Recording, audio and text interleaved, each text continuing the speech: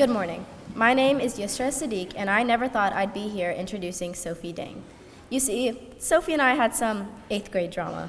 In fact, we both wrote about the other at Victory Ranch freshman year in our letter to your senior self. Here's an excerpt from my letter. Sophie and I aren't talking right now, and it's getting extremely awkward. Who would have thought that today I would be able to call Sophie one of my best friends? Not 8th grade me, that's for sure. Sophie and I have made so many memories together, from being my first friend at St. Mary's in 6th grade, to being enemies in 8th grade, back to always laughing in the corner of Mr. Harbor's AP Spanish class in high school. The two of us have been through it all. Sophie is a truly wonderful person, which is exemplified through her leadership on Bella Vista and her sharp shooting skills on the trap team. She is constantly thinking of others, whether it is through giving advice or simply caring enough to listen. Not only that, but to be honest, Sophie holds the title of being the funniest person I could ever have the pleasure of knowing. And I'm so grateful that I get to call her my best friend. So at long last, I give you the class of 2025's third and final Sophie Dang.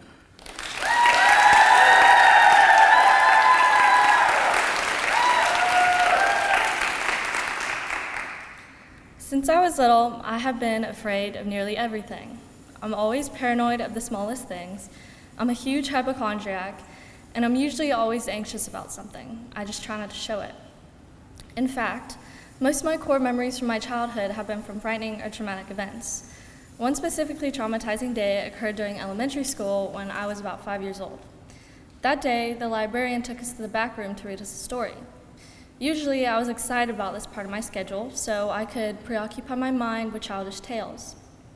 However, rather than pulling out a small children's book with cute animals or kids on the front, she pulled out a book titled "There Was an Old Lady Who Swallowed a Fly."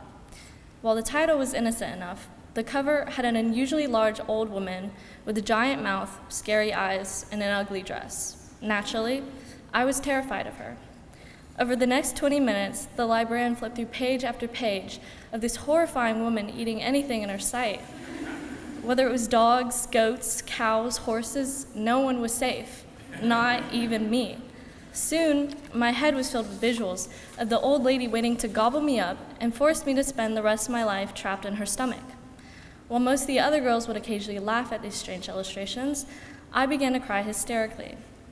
My peers stared at me in confusion as to why I was so affected by this story, and the librarian had to take me out of the room and assure me no one was actually swallowing horses. Though that old woman haunted my dreams at night for the next couple of years, I'm proud to say that I can now read the book without violently crying. Fast forward to my middle school years. Like most preteens, one of my biggest anxieties was embarrassing myself in front of large groups of people, especially people I knew. However, this fear soon came true on the opening night of the middle school show, 42nd Street. That day, I was going straight from my ballet practice to the show, yet due to unfortunate events, I dislocated my knee in practice. At first, I wondered if I would even be able to perform in the shows at all, but as the saying goes, the show must go on. Somehow, I managed to get through the entire show without a slip-up. Therefore, me and my giant ego thought I was invincible and decided to give it my all in the final dance number and impress all the audience members with my incredible tap dancing skills. But reality caught up to me when I was at the very front of the stage. I put a little too much pressure on my bad leg and soon felt myself falling to the ground as I realized that my knee had briefly dislocated again. In a moment of panic, rather than literally just standing up and finishing the last 2 minutes that were left in the show, I did what any self-respecting person would do and crawled off the stage. I then proceeded to collapse on the floor, backstage in tears, and I got to a point where Miss Madden had to carry me back to the green room because I was just so overcome. That night, I was so nervous and scared that all my classmates would bring up my fall and laugh at me. However, to my relief, no one really cared, and some people thought that it was part of the show.